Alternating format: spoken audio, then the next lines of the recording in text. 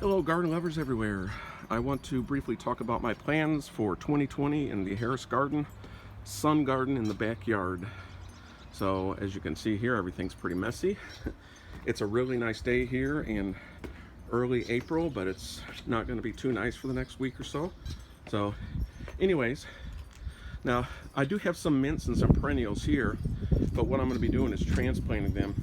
I'm going to put a few pots as centerpieces, and I'm going to have all stone crop here.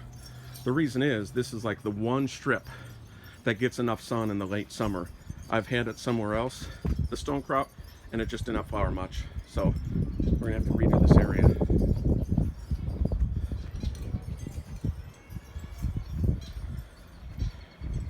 This is a Korean spice that does not get a lot of sun because of this black haw. So I'm going to transplant it over here where it gets a lot of sun, where we have a clethra that doesn't do too well, perhaps because it gets too much sun. So I'm going to move the clethra somewhere else and put the Korean spice right here.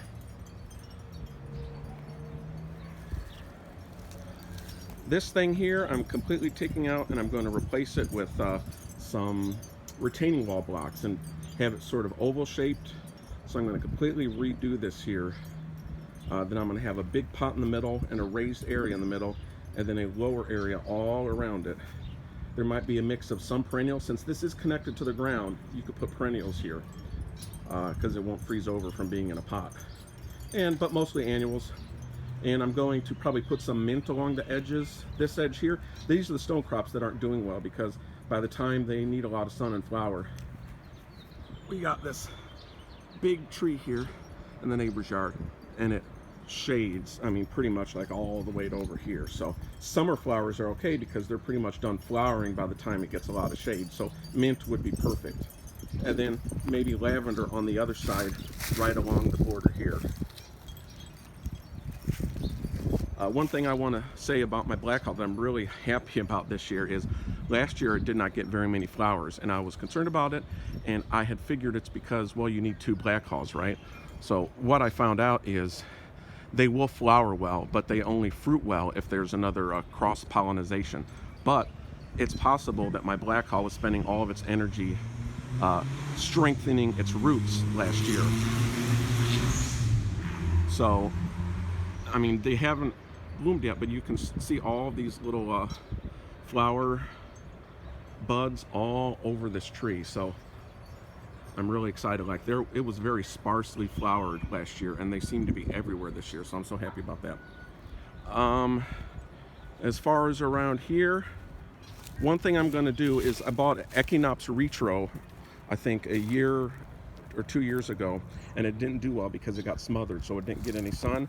So this is the Echinopsis retro, which is native around here, that gets like blue globe-like flowers.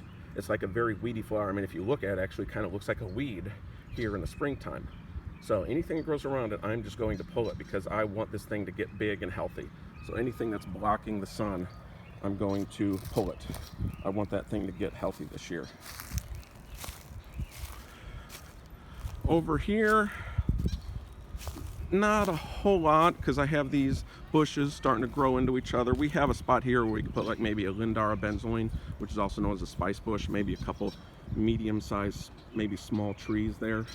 Now here in this difficult area that gets a lot of shade because of this maple here that we have, I'm going to plant a mixture of clethra like that one I showed you a moment ago, and maybe some honeysuckle bush, different types of bushes that can actually tolerate a lot of shade because I want this area to blend in and also be very bushy here.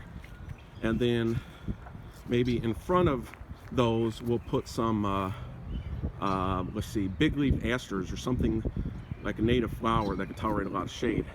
So that way this border goes here, and then it kind of goes a little bit in front of the tree, and then slowly kind of diagonal blends its way over here where the bushes are.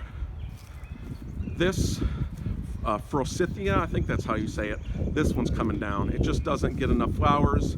It's not native. It's not really that beneficial. And I'd rather have things like, you know, the dwarf honeysuckle bushes, or like this here that I planted last year, which is an elderberry, stuff that's native that provides benefit for bees, pollinators, birds, things like that.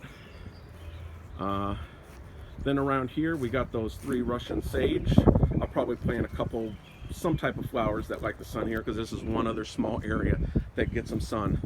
Around the back of the garage, I think I'm going to put a long row of milkweed, because milkweed doesn't bloom very long, so it's not the prettiest flower. So hey, you know, hide it in the back, give the butterflies a big patch of milkweed. Then in front of that, we'll just blend it together. We'll put some cardinal flower, and that's really good for hummingbirds. Now, we have other flowers that hummingbirds like bee balm and honeysuckle, but don't really have a nice big patch of cardinal flower, so I'll put that back there.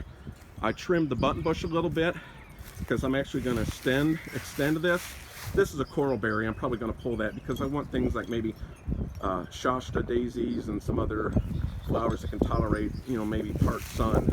So I want to flower up this area. So I trimmed this so I can actually put flowers here, and then we're going to extend the edge of this a little bit. And along here too, I'll probably put mint or lavender or something else. Like I said, this is going to transplant.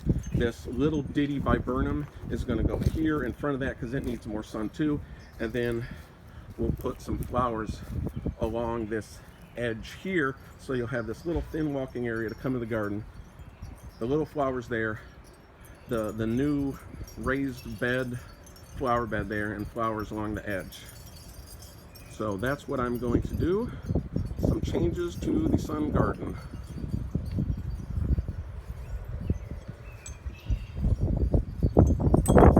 And then on the annual railer planters, I'm probably going to put some cigar plant, otherwise known as vermilion air, which is just a hummingbird magnet. They're not the prettiest flowers, but the advantage to that is you could be just sitting there on your porch drinking your coffee, and along comes the hummingbird. And that's it for my plans for the summer garden 2020.